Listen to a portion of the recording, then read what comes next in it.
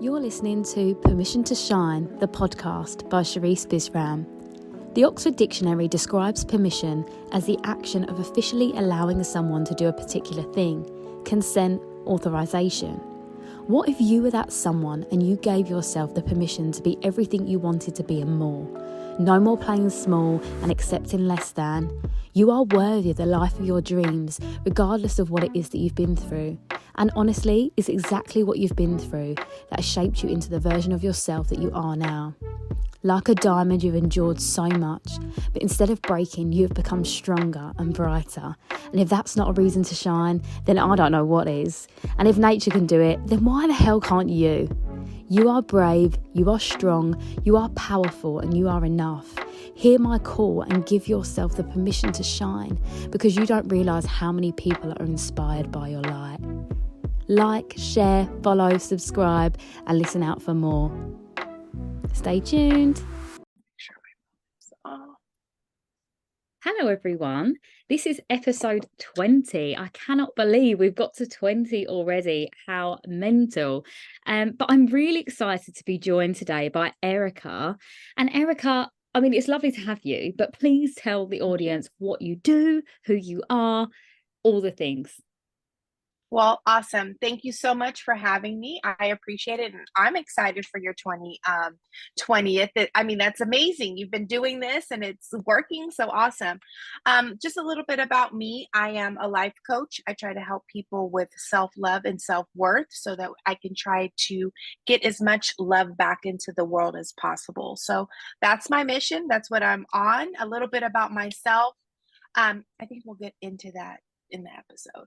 Yeah, absolutely that. And that's it. And I think that's where we connected, because both of our ethos is about, generating more love to give out to the world and beyond. And I think that's the biggest thing, because I feel like a lot of people think, oh, people are doing the same thing, or does that mean it's competition? No, it doesn't. It means that the vibration of what we're trying to achieve gets raised higher.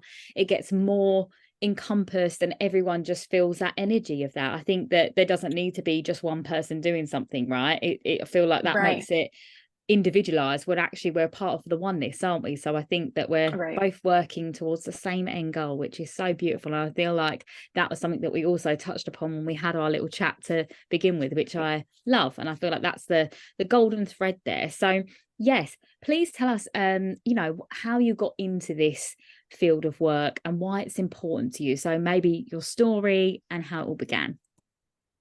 Okay, so the coaching thing actually was thrown into my lap. It was not something that I looked for. I didn't know it was a thing. I didn't even know that it was a career to pursue. So it kind of was dropped on me. But let me tell you a little bit of my backstory so it maybe will make a little bit more sense. I'm someone of a strong belief. I'm a Christian, and I do believe that from the beginning, I've always been a little different.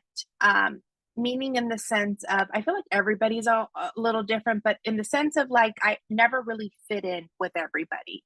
It was either they would call me bossy, or that I thought I was better. And I just never understood, because I would always just want to be friends with people or have a good little community around me. And I just didn't understand why I was always being attacked. Now, 30 years later, it makes total sense of what was going on. But yeah, a little bit about me. My childhood was a little traumatic. Didn't realize that until I was about probably 25, when I started questioning life and trying to get some answers of why I am the way I am, because the why is what really matters to people. It's what drives you, what you get your ambition from, why you work so hard is because of that why. So not understanding that why, you're kind of just going through life blind. So I'm like, I know in my heart I had this niche of wanting to help. I just didn't understand how, and how can I be the most effective to people. So trying to work through my own battles, I was forced into therapy because, again, in the African American community, asking for help or being in any type of therapy is like, what's wrong with you? Like, you have a problem? it was real taboo. So to even have to do it, but I felt, again, God was pushing me in ways that had to happen for me to get a better perspective on myself so that I can help. So I was forced into therapy due to a court case, which I'll tell a little bit about that. So it all makes total sense of how just the journey matters and how each thing goes. But so traumatic upbringing, parents are divorced, mom made a lot of decisions that weren't amazing, that in turn hurt her children and gave us some issues that we needed to work out. Not here to badger or make anybody feel bad, because again, we're all humans, we make mistakes, we're kind of learning as we go. But with those mistakes, I'm a very blunt person and straightforward. And if I see something wrong, regardless, I at that point, I wasn't thinking of whose feelings I'm hurting or how I'm going to hurt. I would just say it and be like, this is wrong. I'm not with it. I need something right, because I can feel it's wrong. So that was a lot of my problems growing up, is I had an attitude, or I was bitchy, or however it would be, but it would more or less be, I stood for what was right and knew if something was wrong, yeah, I'm not for it. And however people want to get upset about it, it was just something that was a problem for me. So taking that into my adulthood, I was always very clear that, the things that I could pay attention to and I was aware of what my parents did wrong, I wanted to make right for my child or my children moving forward. So I was a workaholic, and due to that was the fact of needing reassurance that I was good enough and I did have something to contribute. So that meant being at work all day like a crazy person, overworking myself and never actually taking time for who I was. So I was in the corporate world working for a very prestigious doctor in Santa Monica for about 10 years, like a crazy person there from 7 a.m. till 10 o'clock at night, and just crazy. I get pregnant, and a month before I have my son, he fires me because I wasn't going to be available as much as he needed. So it was a very narcissistic relationship, but I was drawn to it due to the fact of my abuse of being with a narcissistic mom and dad. So it was comfortable, but again, not knowing. So that's the thing, is like, I love my job because I can help people start to be aware of those trauma bonds and why they're so connected and feel so in tune with people when it could actually be harmful versus actually helping. So fast forward, the case needed me to go to therapy to get the case full. So it was a forced thing, no options around it. Couldn't talk myself out of it, which in turn, I thank God every day for it, because it let me see things for what they truly are versus what my mind made up in my mind. So that's where my healing process started. And I would say that was about the age of 31 when my son was born. And just feeling so good to be able to drop those bricks was life-changing in itself. And the more the bricks dropped, the clearer I saw things made more sense, started putting puzzles together. And I'm like, oh, life is actually a really good place to be when it starts feeling good, because a lot of people go through life like, life is miserable, it's suffering, it's this. Yeah, if you stay there. But if you start to heal yourself, you actually get to enjoy all of the beautiful things that are here. And so with the pandemic and everything, so with the 10-year thing, it made me trigger my mind to say, do not give yourself to someone else's dream and bury your own, because at the drop of a dime, you could be let go and replaced, and no one even thinks about you, cares if your kid has insurance or food to eat. It's like, that's not good enough. Goodbye. So at that point, it made me realize, be careful who you're being loyal to, because I can be loyal to a fault, where I will be loyal to, I'm dragging, and they're like, it's like, let go. And I'm like, I don't want to do anything wrong, but that will kill you. And at the end of the day, if you're not taking care of you, no one will. And you'll be left there hanging by a thread with nothing. So that dropped me down to a very low position where I was making a very good amount of money to nothing. But it also showed me how life is not about that. how you are going to be fine regardless of the situation that life puts you in and where you're going. Everything's going to work out. So so like I said, the journey in itself teaches you everything. So there's never a point you can miss. Don't try to skip through it. You need it all to make you the person you need to be when you're in your purpose and doing your job. So in a nutshell, then COVID happened.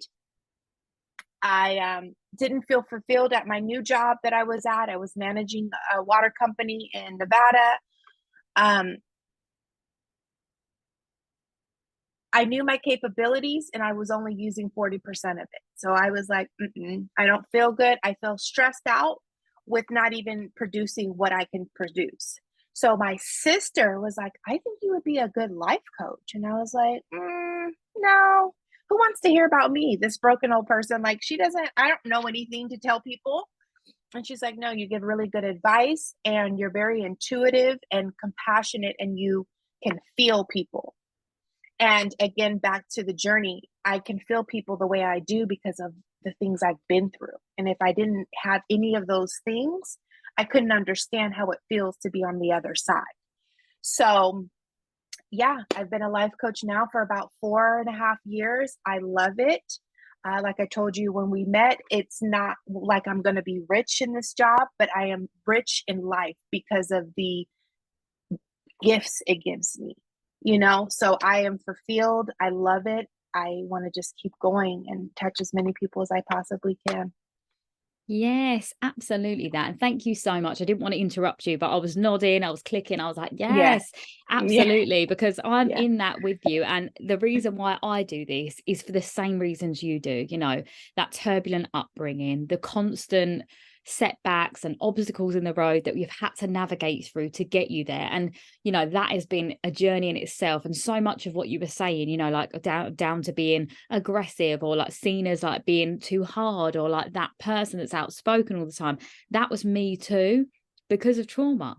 And it's those things. And like you said, it's all about the journey. Every single part of it is what makes you who you are, makes you unique, and gives you those gifts, right?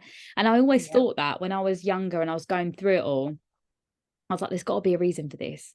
The universe, God, they wouldn't put you through this for no reason. And I feel like now when I'm able to deliver to people and I just have that connection with someone, I feel that so deeply with every part of me that, this is what it was all for. And that's such a wonderful feeling, isn't it? And I love that you're in that space too, because that for me is what I call the alchemy, the alchemizing of the pain that you experience into who you are now, like what I like to call the liquid gold. It's these beautiful, beautiful things. And I love that, in this work, and especially when it's integral, is that you're open and honest. Like, I went to therapy. I needed that. I needed to see that for myself. And the self-awareness part, that is like my jam. It's like, if you are not aware of yourself, your feelings, your emotions, you are just walking around like a zombie. You are just existing. You have no idea how you're coming across to people or why you're accepting the things you are. It's all these deep layered things that we are so passionate about, right? Because we see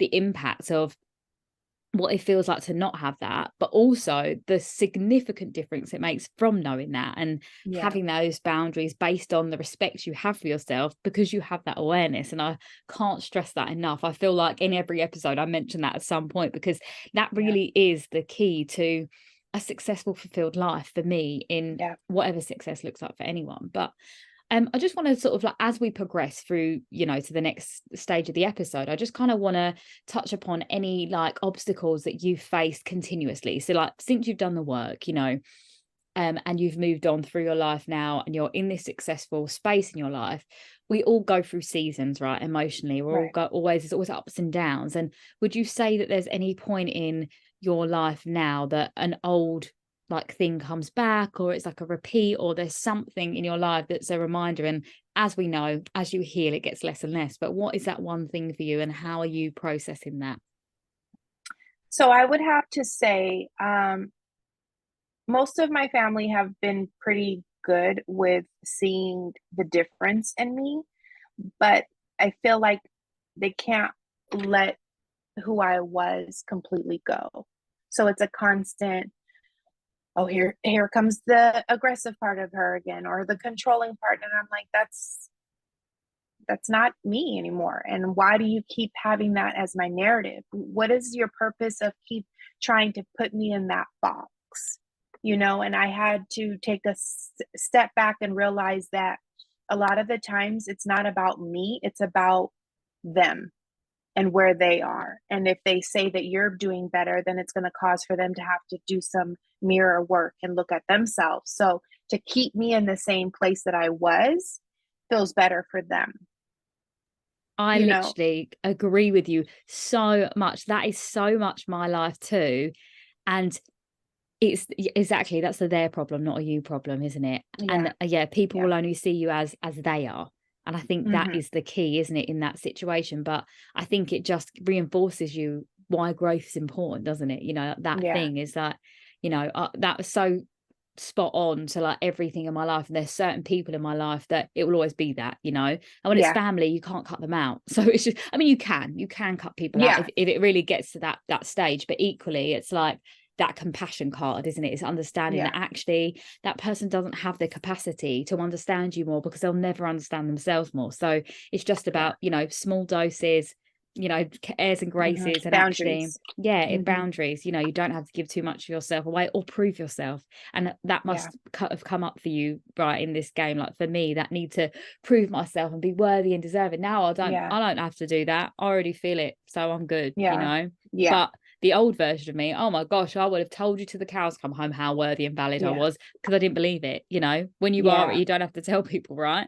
Yeah, exactly. Yeah, but I mean, healed or not, it still cuts because it's like you don't see, but like you said, when you know your worth and what you do and how you do, it's the less of the explanation. It's like, okay, I hear you. Have a good day. Yeah, for sure. Absolutely. I'm with that with you.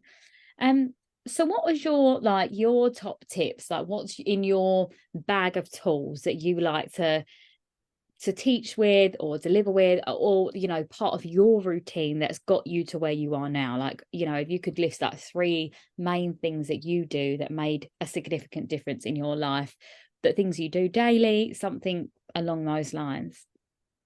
So my 3 go-to, and I give this to everybody on their first free 30 minutes just so they can see how significant these things will help, is number 1, stop thinking that taking care of yourself is selfish. Because if you're not good and your cup is not full, just like your battery, if your battery on your phone is not 100%, you can't do anything on it. It's dead. You can't give it to nothing. You can't look up anything. You can't research. Same thing with the human. If you don't take care of yourself and have a full battery, you have nothing to give anybody that comes your way. Number 2 is I try to start them on a 28 day habit change of positive thinking. So down to very little things. Like my thing is coffee. If I take a sip of my coffee and I burn myself, I'll give myself the grace to be like, okay, you burned yourself, you're okay. But then I automatically replace that negative with a positive to tell myself you should be grateful to even have a coffee. Some people don't even have that option. So I tried to have them pay attention to how many negative thoughts that are going through their brain on a daily basis and just stop them and replace it with a positive. Because even healed, there's going to be life that throws things your way. But if you can see that in a better light and take a lesson from it, or what should I be learning from it, you handle problems better and your solutions come out better. And then my last thing is meditation. Meditating for me, it has been an extreme life change. I cannot stress it the most. When I first get people, they're like, meditation. Yeah, I tried it. I said, yeah, but you need to be consistent. It's like a muscle. So you have to be on top of it and do it. And I'm telling you, once you're consistent and do it daily, I mean, even 3 to 5 minutes a day will change your entire world. And so some of them are like, oh, I can't do it. But then some of them come back just that next week and it's like, oh my God. And I'm like, yeah, it's magic, like magic. So those are my 3 go-tos. Still to this day, our brain is away, you know, and especially if I'm almost 40, so my brain has always had like a negative thought process. So to change it to the positive is taking time, and it's always going to be something. So I always have to check in with myself and say, are you being more uplifting, or and are you being a Debbie Downer? So just having those awarenesses really helps people be in a better mindset. Yeah, absolutely. And I'm like, yes, absolutely. These are all of the things that I would say myself, even down to like the cup full. That is like, I'm number one advocate for that, because I live my life in martyr mode, like, you know, doing everything for everyone. And that's Yeah. the trauma, isn't it? You know, you feel like you've got to make up for the gaps that are in in your life, in other Mm-hmm. people's lives. And it's all of that. And the self-reflection, you know, it's so important, all of it. And meditation, like I now at a point where I meditate twice a day, because Okay. the fear of me being what I was before keeps me consistent. That is it. And we talk about fear in a way, often people are like, oh no, you need to eradicate fear, but you know, there's polarity to everything. So for me, Yeah. knowing that I do not want to feel the way I used to feel before, and meditation is so peaceful and a release to so Yeah. much in my life, that it's just necessary, you know, first thing in the morning Yep. and last thing at night. It just sets me up. And in fact, that I would say this year's been a real roller coaster for me, emotionally, energetically. There's been a lot of things that have happened, you know, in my personal life, in to do with other people actually, that I love and I care about. And obviously in the work that we do, you know, you want to help as much as you can, but within reason. And I think in that space, you know, my tools and practices have saved me, you know, kept me Yeah. level-headed, kept me embracing my emotions, which is something I never used to do. You know, I bottled it all up and I'd be angry. Whereas, you know, this consistent practice of, you know, releasing, checking in, being mindful, all of these things are so necessary that I can't sing it enough, that, you know, your life will change drastically in that time, you know, even down to this week, especially. Every morning I wake up, as soon as I open my eyes, I'm like, today's going to be an incredible day.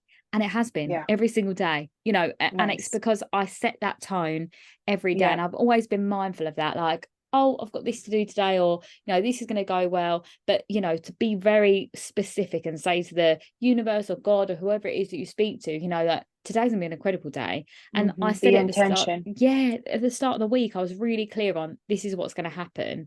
And for me, I feel like the weather really affects my mood as well. So when the sun's out, I'm thriving. But what I now do as well is I imagine myself as a solar panel, because I live in the UK. Obviously, the weather's up and down, and I just soak up the sun. And I'm like, this is going to carry me through the days that aren't as bright. Nice. And then I've got it to tap into. But yeah, I guess both of us really, we're just saying that the more you understand yourself and you treat yourself as that priority, everyone else is going to benefit from that. And Yeah. that is the Mm-hmm. beautiful thing, isn't it, about life, is that, Yeah. you know, I think a lot of coaches and mentors speak about, it's like the oxygen mask thing, isn't it? You have to make sure your mask's on first That was before a you hard help one for someone me. else. Yeah. Yeah, and Yeah. it was for me Yeah. too. I think Mm-hmm. that sacrifice is something that you become so integral to who you are, and you feel validated by it. And that's the toxic part of that, isn't it? It's the Yeah. validation you get from being Mm-hmm. that one that's always available, always there to support everyone. Mm-hmm. And then people are upset when you're not there anymore. And that's a shift, isn't it? Mm-hmm. That's a transition. Mm-hmm. But I wouldn't change any of what happens in my life and all Yeah. of the journey I've done to get here. And the people that I've lost along the way, it's been sad, but not as sad as it would have been if I stayed the same person, you know? Right. And that's the Right. crystal clear part of all of this, isn't it? Is that we're in Yeah. this space together. And yeah, I mean, I guess on that, when would you say was like the real iconic moment in your life where you gave yourself the permission to be the version of yourself now? Like, what was that iconic moment? You know, when we all have that time where like, I'm not going to do this anymore. I'm not going to feel like this anymore. When was it for you? So it's funny that you use the mask, because when my son was first born, it was all about my son. I need to be good for him. I need to do this for him. But it was him, him, him, him. He was probably about 6 months to 8 months old, and we get on a flight, and the flight attendant comes to my seat and she says, if anything happens, make sure you put your oxygen mask on first and then your baby. And I was like, wait, what? No, like, I'm going to make sure my little boy is okay and then me. And she goes, ma'am, if you pass out, then who's going to take care of him? And so that duration of the flight, that sunk into me so deeply that it made me think like, okay, okay. If I am sad, depressed, postpartum, just not in a good mood, how good of a mom can I be for him, really? How? I can pretend, but the thing about kids are you can smile, but they know what your heart feels like. They have such a good intuition with you that it's like they're you, you're them for a very small period of time because they just came out of your womb. Like he was me, you know? And your kids can feel that. So you can walk around smiling and laughing all you want when your heart is bleeding and you're sad. Your kids feel your energy and that's how they respond. So my son would be crying a lot, very whiny, never understood why. And it was because of my internal energy of not being good for me to give that to him. So that's when it was I didn't make everything right away, but it was like an aha, like, okay, Erica, don't say you want to do something. You actually intentionally need to make some changes for yourself. And then in tune, you can be better for him. Like you said, the brighter your light shines, the brighter you are for other people. And that's what I give my clients. I said, there is a big responsibility that comes with this. And if you're not willing to do it, then my program's probably not the one for you. But my thing is the healthier you get, the more people you need to touch and be shining for. That's your job after leaving my program is I would like you to touch so that it can just spread like a light. You know how you could touch it and the next person's light turns on and then it just, that's what my vision is for my healing is I'm going to help you and I'm going to leave you a lot healthier than you were prior to coming. But then I need you to touch as many people as you possibly can on your way out.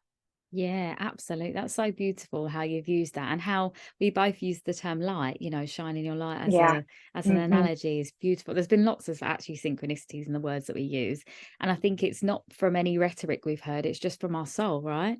And I Mm-hmm. think that's the most Right. beautiful thing. But thank you for sharing that story about your son and that understanding, because I think that's so spot on. And there'll be a lot of parents that are listening to this thinking the same thing, that they've, oh my gosh, it's my son. But I always say that to everyone, you can't, especially with the kids, I've seen that firsthand in my own family about how the babies are so responsive to the mother's energy.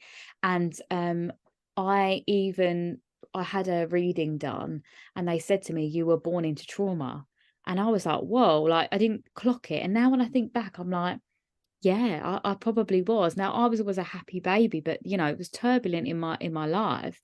But even seeing it again later as an adult in my family, I just think I've always said that. I'm always like, the babies can feel your energy. And that's the spot on analogy for everything we speak about is the fact that this is the core of it. You are the center of your universe and how you feel about you is dictated in everything and everyone around you. And like you said, if your light can shine out onto your clients and then their light shines out onto them. And I say that in my talks all the time. It's like if everyone in this room was shining and we kept expanding that light, how much of a better place would this world be? Yeah. And that just summarizes us, right? Where we're at right now in life and why it's so important and all of those amazing things. So yeah, absolutely. No, thank you for all of those analogies as well. And, just sharing your life in this space as well.